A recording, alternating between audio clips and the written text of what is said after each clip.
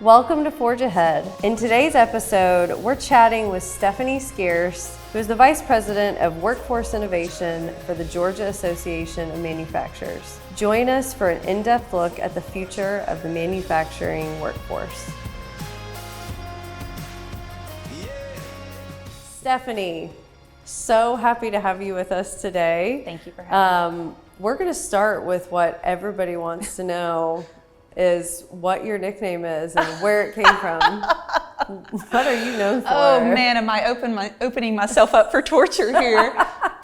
So back in my previous life, when I played basketball at Kennesaw State, I got deemed the nickname Big Country, BC for short. Have no clue why I got that nickname. I mean, you're a little tall. and a little bit of a country accent. A little bit of an accent. But yeah. So Very there good. You go. There, Big Country. Well, we have Big Country here with us today, and really, truly excited and honored to have you here with us on all the exciting things that you and GAM have been doing. You specifically tied to workforce within manufacturing across the state of Georgia. I know you guys have had a lot going on over the last couple of years. Yes. So we will get right into it. Obviously, we had this big thing called the pandemic a few years ago that impacted manufacturing, impacted the workforce. But even going back, can just tell me a little bit about changes you've seen in the industry, maybe pre-pandemic, post-pandemic. What are some of the big things that you've seen impact the industry? Yeah, that's a great question because I feel like in the last 5 years, we've gone through a major change of which the pandemic exacerbated a lot of this. But on a positive note, I will tell you that I feel like we are starting to see more of awareness of the benefits that manufacturing has to offer as far as, career opportunities, well-paying jobs, advancements, et cetera.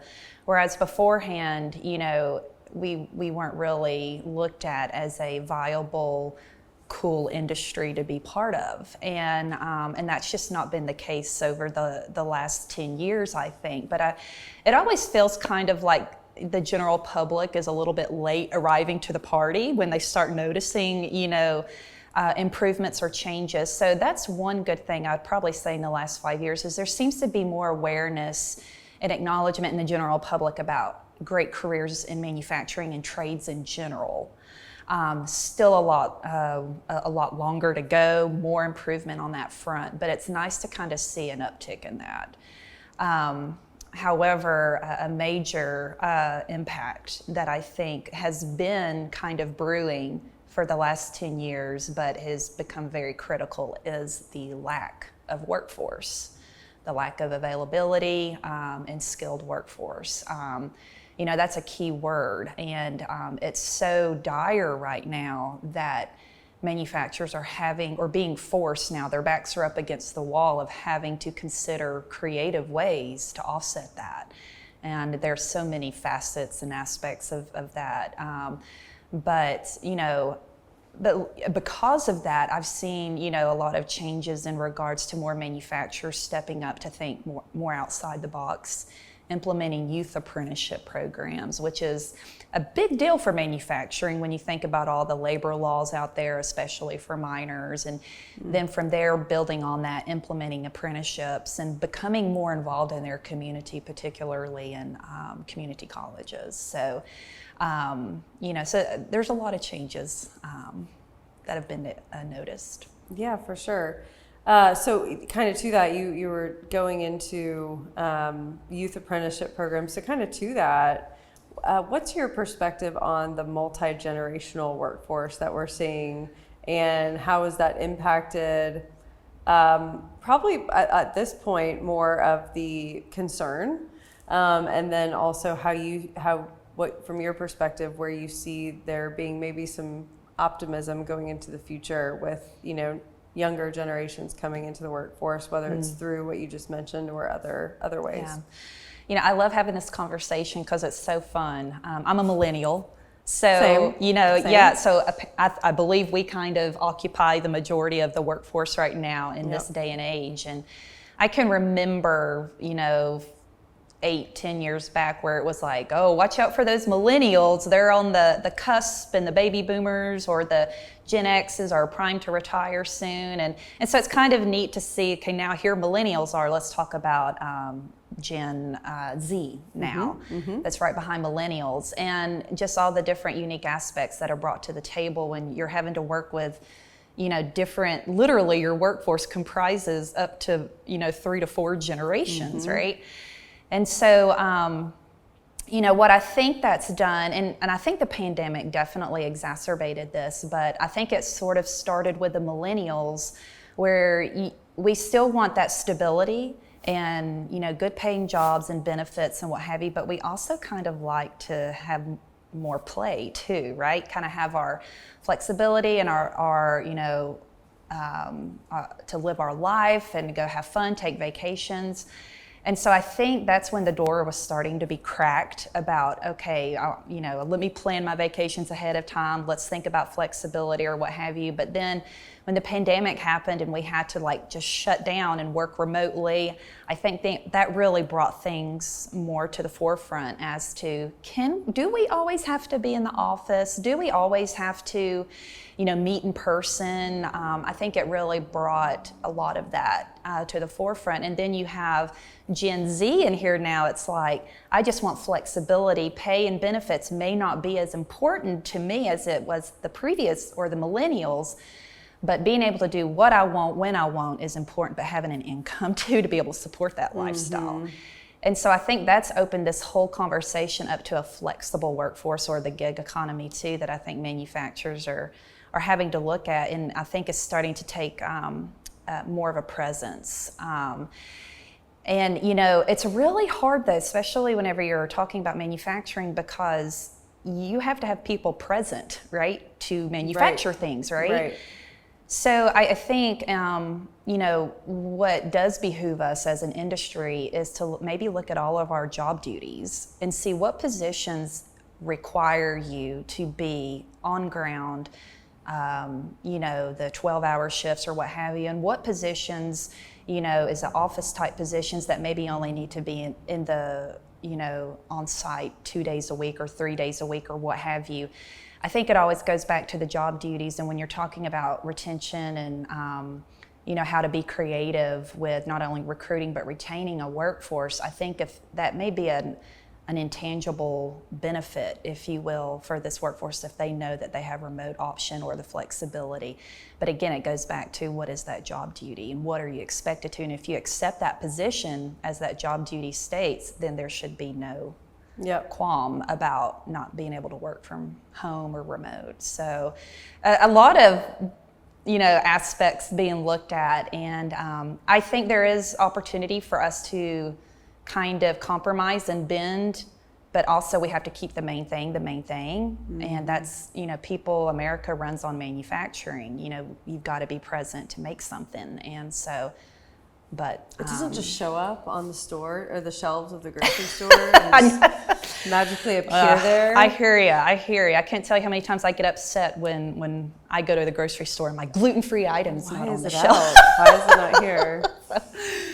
Well, it's funny because 10 years ago, I feel like we were talking about millennials, and then we were also just really concerned about baby boomers retiring, and the skilled labor shortage, really more as it pertained to that. And now it's this weird balance of added complexity and yet opportunity, which you kind of alluded to, because there's technically, without another generation coming up, manufacturers wouldn't have the workforce to engage, and so obviously more critical than ever to figure out how to do so effectively. This is still a very concerning topic, because in the state of Georgia alone, just for manufacturing, the workforce for manufacturing there's about 420,000 people employed in manufacturing in Georgia, and literally a quarter of that employment could retire tomorrow, 55 and older. So 106,000 people that when they retire, that could just make the decision that knowledge and experience also goes with them. And so while millennials may be a bigger part of, or comprise a bigger part of the workforce today, we have a large majority that's getting ready to retire. And so much so, it's such a concern, it's such a big gap that I think that's why we're in such a critical crisis right now. And we're having to look at, gosh, if this happened tomorrow, how can we expedite training opportunities? How can we make our own workforce now and equip them with the skills we need, the fundamental skills we need to put them right to work? So that's kind of what that question has led to a lot of our initiatives at GAM, to think outside the box. And it's hard for manufacturers sometimes to be creative and be open-minded, because we're very systematic and very regimented, if you will, and process-driven. Process-driven. And but again, as we talked about earlier, our backs are up against the wall, and we can't keep doing what we've always done. So, well, a little bit of a pivot to that, in line with it. You talk about being process-driven and dependent on who you are as a manufacturer, maybe sometimes a little antiquated or resistant. But, in addition to the workforce changes, another big impact that also does impact how workforce will be drawn in and procured for manufacturing is technology and automation. So what's kind of been your experience working with manufacturers in Georgia that have adopted some technology? Where have you seen some success where that's helped, whether it's giving additional opportunity to workers and being able to engage with technology in their jobs and their roles, or where it makes sense for jobs to maybe older jobs that we can actually make more efficient by using technology. Any insight on that? Absolutely. So, it seems, again, the general public, AI or automation kind of sort of gets a bad name because people think it's replacing jobs. And, I like to say, you're not wrong, but here's something you don't realize. In Georgia, for manufacturing, we have a 60% turnover rate. That means of the 420,000 jobs in Georgia, we can't retain approximately 250,000. So that's why I do believe automation and AI has to be a component to alleviate our workforce challenges. It's not the only solution. Right. It has to be part of the solution. Because, when we go back to, automating production jobs or what have you, a lot of times manufacturers are being forced to do that because they haven't been able to fill or retain these jobs in the last 3 to 5 years, and it's bleeding them out financially. So we have no choice but to automate. But here's another thing. If automation does displace 20 or so jobs, we want workers, right? They can equip those folks with new skills to maintain that equipment. Right. So it's not necessarily eliminating a person from their job, but it's actually bettering the role that they have now, equipping them with new skills and better pay. So yes, will it replace jobs? Yes, it will, but we need to replace them because we can't fill them and haven't been able to in the last 3 to 5 years. For sure. For sure. Hopefully a win-win for all if they're able to ultimately get product out the door faster and more effectively. So, you've talked obviously about generational factors in the manufacturing workforce, how technology may play a role, concern around baby boomers exiting, et cetera. What other big challenges would you say? Anything else you'd call out that employers are having to deal with? You talk about their creative solutions. Yeah. Kind of anything else driving the need for those? Absolutely. So, quite honestly, our workforce challenge, the biggest challenge is we don't have any workers. And the key thing there is available, and in order to try to fill the jobs we have now, we have to rob Peter to pay Paul. So we have to rob from one manufacturer to fill at another, and it's just a vicious cycle. And quite honestly, that's, in my opinion, one of the biggest causes for our 60% turnover rate in manufacturing for Georgia.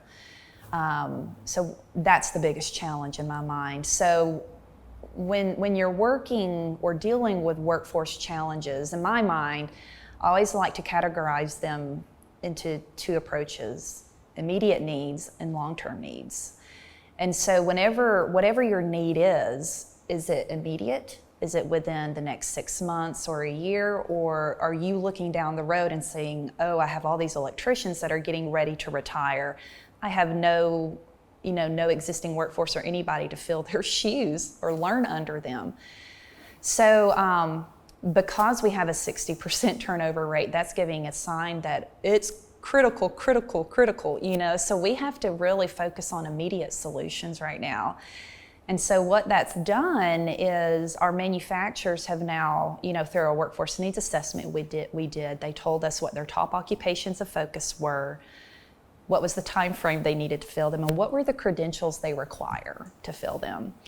And most of these, the occupations that manufacturers need to focus on are technician positions, and they need to fill them in about 3 months. Okay. So, we're used to hearing like 3 days, so it feels well, that's a little bit more breathing room, right? But yet more skilled.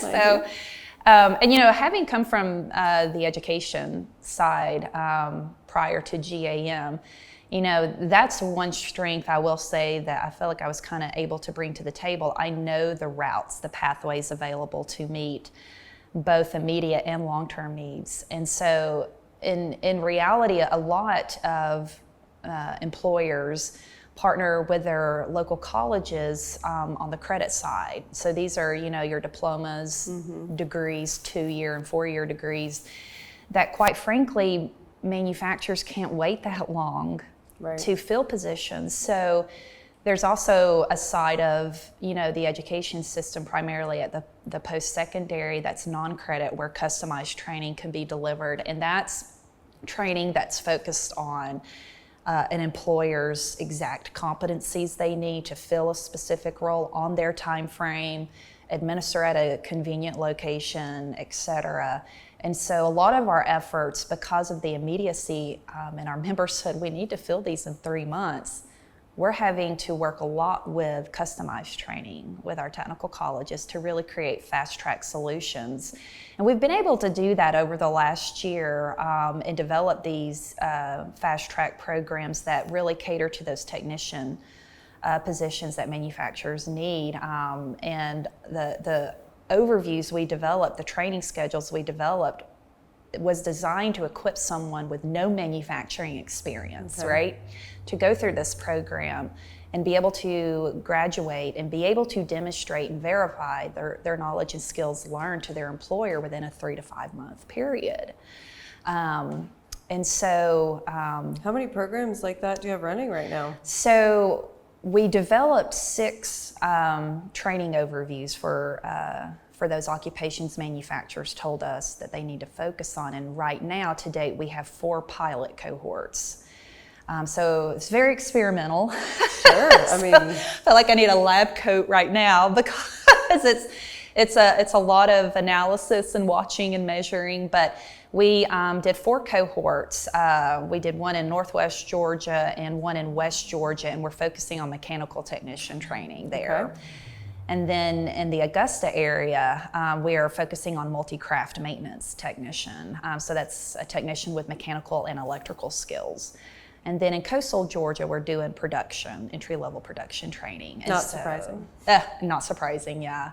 And so we actually kickstart most of those cohorts at the end of May, and the majority of them will hopefully be done by the fall. And so collectively, we have about 7 to 8 members that are participating in all of these cohorts combined, and which represents about 38 employees we're training right now to help offset 40 open positions at least. So in this cohort, all these trainees are kind of a combination of incumbent workers that have been with the company for a few years, as well as new hires. Because again, the whole point of doing this was we wanted to try to develop a fast track pathway to equip people that have never been in manufacturing before. Because again, there's no available worker. Right, the name of the game. Yeah, right. So we have to consider populations or consider, individuals that have never worked in manufacturing and see if we can equip them with the fundamental skills needed so that they can go right to work for their employer. And then that employer can build upon that foundation and advance them. So, we've got a long road ahead of us. So we're monitoring things right now and doing surveys on how it's going. And so far, we're receiving great feedback that, this is likely a viable approach that meets immediate needs, and it's doing what it's meant to. It seems like it's a long-term solution, but maybe some short-term results. Exactly. And it's so funny when you talk about that, in our conversation, short-term for us is 3 to 5 months. Mm-hmm. Long-term in general is usually anything over a year, right? But realistically, to take someone who's never worked in manufacturing, to equip them with the skills our manufacturers need, you cannot do it faster than 3 months because of all the training. And we're teaching up to about a level 2 technician skill. And that was something that was kind of like, an honest conversation we had to have with our members participating with this, saying, look, I know you need a mechanical technician, but I know you want like a level 4, but we can't create that, right? Mm-hmm. But could you and we outlined all the competencies, that a level 2 technician could do, and they said I could put that person right to work today. And so then once we had that overview, we worked with the technical colleges to develop that fast track training to teach all those competencies. And so it's about a 3 to 5 month time frame, depending on what occupation you're focusing on. The 5 month one, the multi-craft maintenance technician, because it's so robust. But that's a lot of education that's had to take place is, when you're going to recruit from a technical college or a university, you can't expect to get an experienced individual out of there, right? This is someone that has been taught over that 2 to 4 year period the fundamental skills needed. We're basically trying to expedite that 2 to 4 years into 3 to 5 months because we don't have to adhere to academic schedules, admission requirements.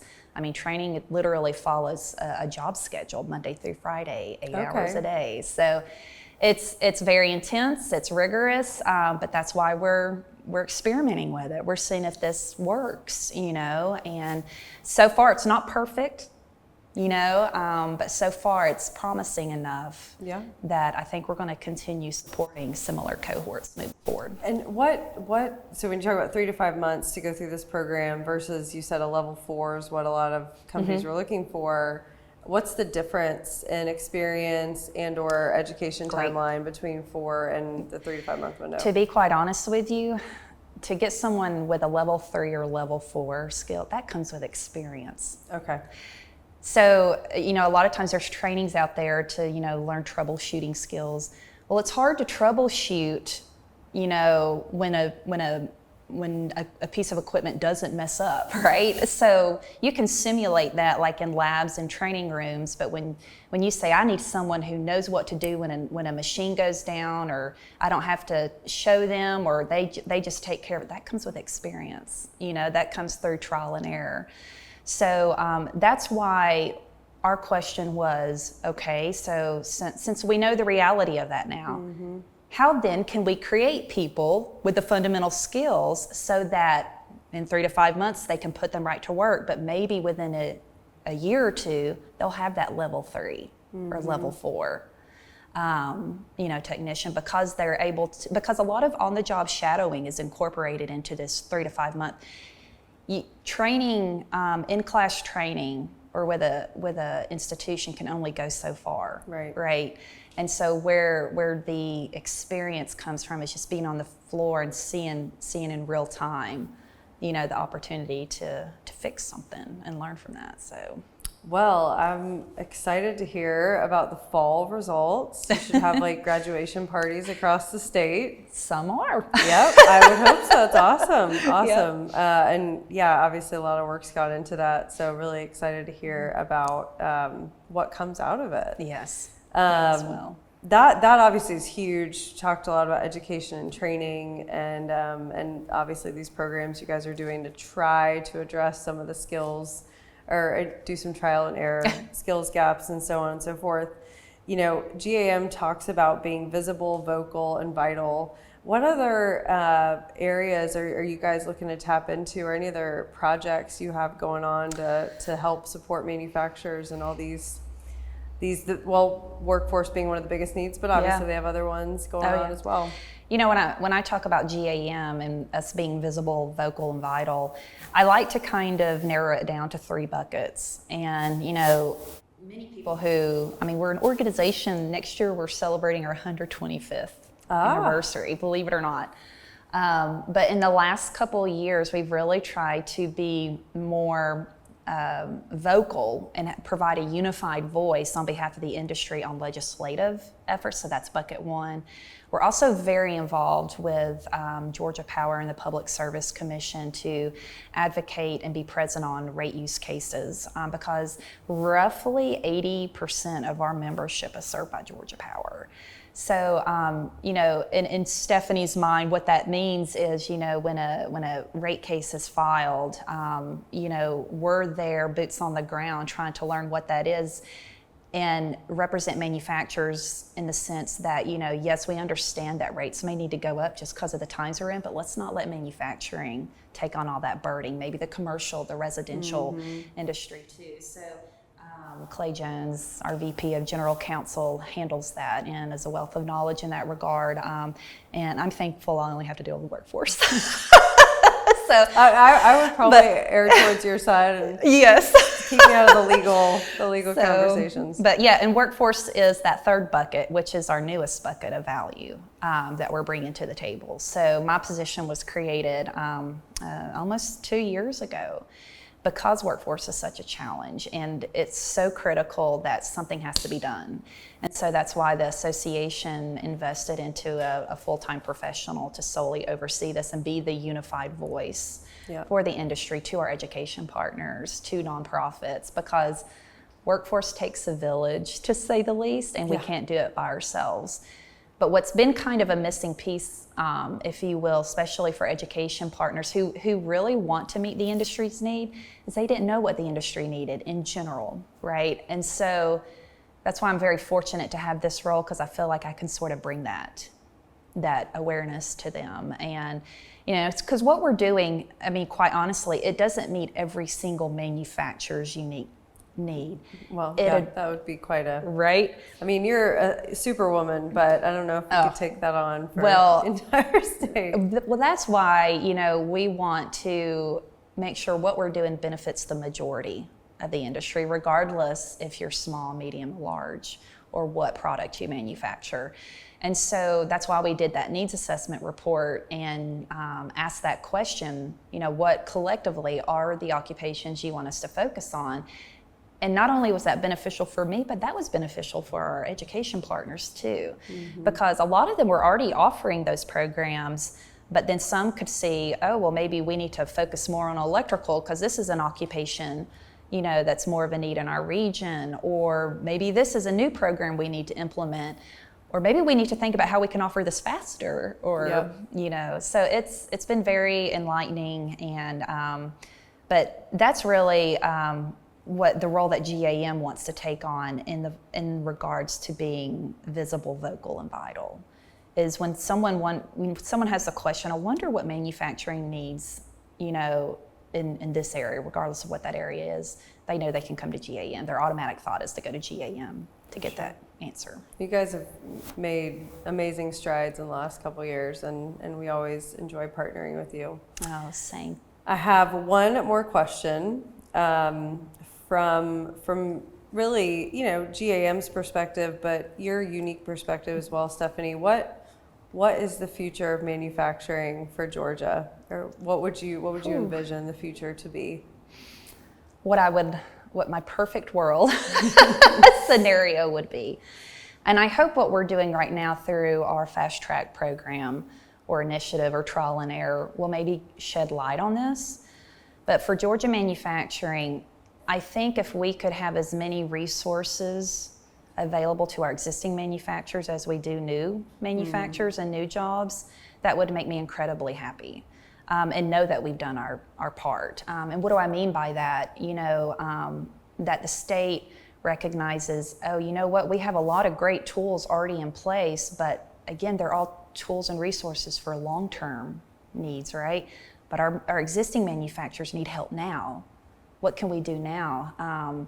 And so I hope what we're doing kind of sheds light to that. Not only for us to say, hey, this is what we need, but hey, we're here to help you. And we've kind of done a trial and error, a pilot with that.